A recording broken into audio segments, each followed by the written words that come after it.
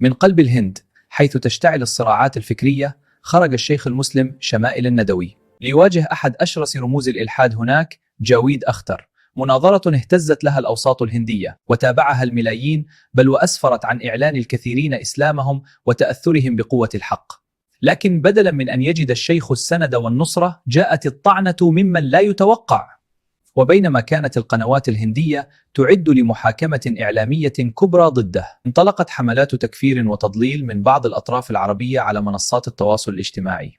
رسالة واحدة من الشيخ شمائل للداعي حسن الحسيني اختصرت الوجع: تكفيري من بعض المسلمين كسر قلبي. لقد تحولت تغريدات النقد الجائر إلى وقود تستخدمه الجهات المعادية لتبرير اعتقاله واغتياله معنويا. الوضع لم يعد مجرد نقاش فقهي، لقد أصبح تهديدا بالاعتقال والسجن. وبناء على نصيحة رفاقه، اضطر الشيخ لترك بيته وأهله ليرحل بعيدا مطاردا. يطلب منكم شيئا واحد فقط: اذكروني في دعائكم. تذكروا دائما، الكلمة قد تكون رصاصة، والتغريدة قد تتحول لمذكرة اعتقال.